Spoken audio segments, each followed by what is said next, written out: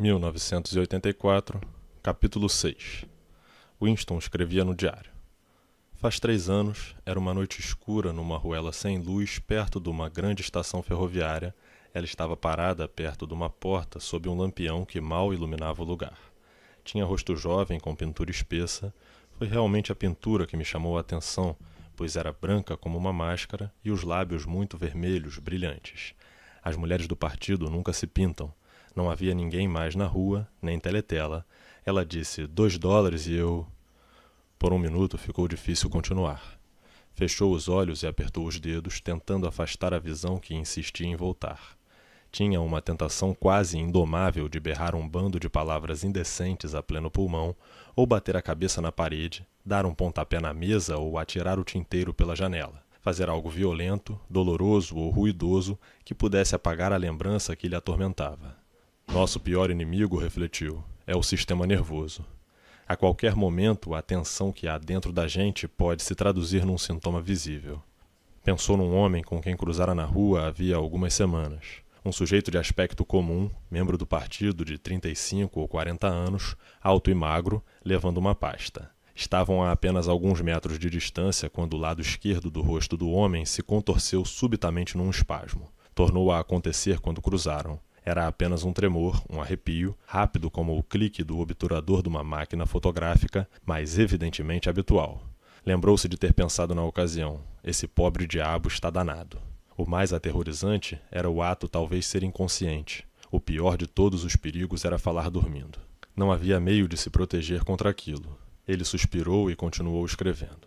Entrei com ela pela porta e atravessamos um quintal. Chegando à cozinha de um porão, contra a parede havia uma cama e sobre a mesa uma lâmpada muito fraquinha. Ela rilhou os dentes. Gostaria de cuspir, ao mesmo tempo que na mulher da cozinha do porão pensou em Catarine, sua esposa. Winston era casado, ou fora casado. Com certeza ainda era casado, pois, tanto quanto sabia, a esposa não morrera. Pareceu inalar de novo o odor morno da cozinha do porão, um cheiro misto de percevejos, roupa suja e perfume ordinário, e no entanto atraente, porque nenhuma mulher do partido usava perfume, e nem se podia imaginar que fizesse tal coisa, só os proles usam perfume. Para ele, aquele cheiro trazia à mente o ato sexual. A escapada com aquela mulher fora a primeira em 2 anos ou mais. Andar com prostitutas era proibido naturalmente, mas era dessas regras que às vezes os militantes tinham coragem de quebrar. Era perigoso, mas não era caso de vida ou morte. Ser apanhado com uma marafona poderia significar 5 anos num acampamento de trabalhos forçados, apenas isso se não houvesse outra infração. Era fácil, contanto que se evitasse ser surpreendido no ato. Os bairros pobres pululavam de mulheres prontas a se entregarem, algumas podiam ser compradas até por uma garrafa de gin que os proles não tinham direito de beber. Tacitamente, o partido se inclinava até a incentivar a prostituição para dar saída a instintos que não podiam ser totalmente suprimidos. Mera luxúria não tinha maior importância, contanto que fosse furtiva e sem alegria e só envolvesse mulheres de uma classe submersa e desprezada. O crime imperdoável era a promiscuidade entre membros do partido. Mas embora este crime fosse invariavelmente confessado pelos acusados nos grandes expurgos, era difícil imaginar que acontecesse.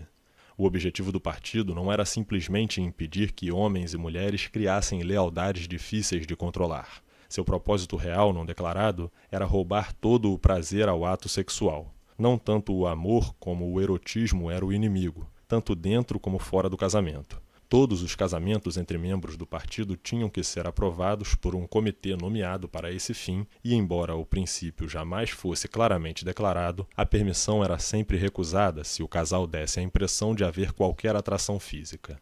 O único fim reconhecido do casamento era procriar filhos para o serviço do partido. A cópula devia ser considerada uma pequena operação ligeiramente repugnante como um clíster. Isso tampouco era dito em voz alta, mas de modo indireto era ensinado a cada membro do partido desde a infância. Havia até organizações como a Liga Juvenil Antissexo, que advogava completo celibato para ambos os sexos. Todas as crianças deveriam nascer por inseminação artificial, insemarte em novilíngua e educadas em instituições públicas. Isso, Winston sabia, não era para se levar de todo a sério, mas de certo modo se encaixava na ideologia geral do partido. O partido estava procurando matar um instinto sexual, ou se não fosse possível matá-lo, torcê-lo e torná-lo indecente. Ele não sabia o porquê dessa conduta, mas assim era, e lhe parecia natural que assim fosse. E no que se referia às mulheres, os esforços do partido haviam logrado considerável êxito. Ele tornou a pensar em Catarine. Devia fazer 9, 10, quase 11 anos que se haviam separado. Era curioso que pensasse nela tão raramente. Às vezes, passava dias e dias sem se lembrar de que fora casado. Tinham vivido juntos apenas 15 meses.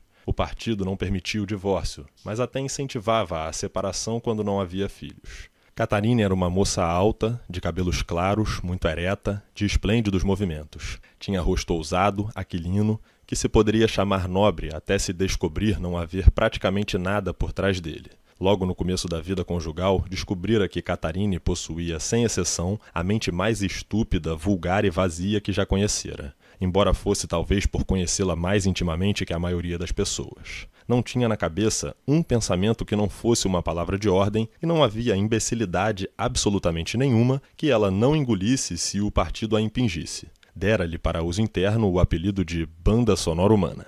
Todavia, aguentaria viver com ela se não fosse uma coisa: sexo. Assim que a tocava, a esposa parecia se encolher e enrijar. Abraçá-la era o mesmo que cingir uma imagem de madeira articulada, e o estranho era que, mesmo quando ela o apertava contra seu corpo, tinha a impressão de que o repelia com todas as forças. Era a rigidez dos seus músculos que dava aquela impressão. Deixava-se ficar de olhos fechados, sem resistir nem cooperar, apenas se submetendo. Embaraçava extraordinariamente e tornava-se horrível depois de algum tempo. Entretanto, ele suportaria viver com ela se pudessem combinar manter o celibato, mas foi a própria Catarine quem recusou esse arranjo. Disse que deviam produzir um filho, se possível, de modo que o exercício continuou a ter lugar, uma vez por semana, regularmente, sempre que não fosse impossível. Ela chegava a lembrá-lo pela manhã como uma tarefa que deve ser feita à noite e que não pode ser esquecida. Referia-se ao ato com duas expressões. Uma era fazer um filho e a outra era nosso dever ante o partido. Sim, palavras textuais. Muito breve ele adquiriu o verdadeiro horror da aproximação do dia convencionado. Por sorte, não houve filho e por fim ela concordou em suspender as experiências. Pouco depois separaram-se. Winston suspirou alto. Tornou a apanhar a caneta e escreveu. Ela tirou-se na cama e imediatamente, sem qualquer preliminar, da maneira mais grosseira e horrível que se pode imaginar, levantei-lhe a saia, Tornou a ver-se, à luz débil do abajur, as narinas cheias do odor de percevejo e perfume barato, e no coração uma sensação de derrota e ressentimento que, mesmo naquele momento, vinha de cambulhada com a recordação do corpo branco de Catarine, congelado para sempre pelo poder hipnótico do partido. Por que deveria ser sempre assim? Por que não poderia ter uma mulher própria em vez de recorrer a essas aventuras sórdidas com intervalos de vários anos? Um amor genuíno, porém, era quase impossível de imaginar. Todas as mulheres do partido eram iguais. Nelas, a castidade era tão profunda quanto a lealdade ao partido. Por meio de cuidadoso condicionamento em tenra idade, por meio de jogos e água fria, pelo lixo que lhes impingiam na escola, nos espiões e na liga juvenil, por meio de conferências, paradas, canções, lemas e música marcial, tinham expulso o sentimento natural.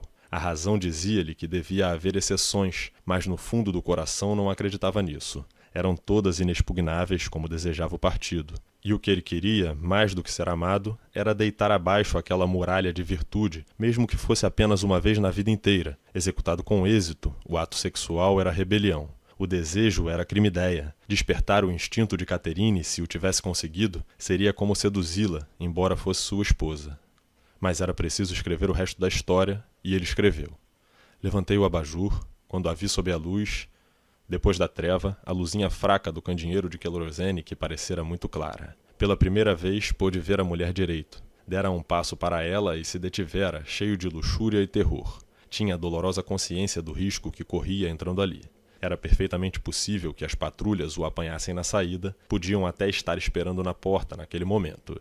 E se fosse embora sem realizar o que fora fazer? Era preciso escrevê-lo, era preciso confessá-lo. O que vira de repente, sob a luz da lâmpada, era que se tratava de uma velha. A pintura do rosto era tão grossa que dava a impressão de que ia rachar como uma máscara de cartão. Havia fios brancos no cabelo, mas o detalhe verdadeiramente revoltante era a boca, que se entreabria, revelando nada mais do que uma caverna negra. A mulher não tinha dente algum. Ele escreveu com pressa aos garranchos. Quando a vi sob a luz, percebi que se tratava de uma velha, de uns 50 anos pelo menos. Mas fui em frente e fiz o que fora fazer. Tornou a apertar as pálpebras com os dedos. Escrevera tudo, por fim, mas não fazia diferença. A terapia não dera resultado. Continuava, mais forte que nunca, o desejo de berrar obscenidades a plenos pulmões.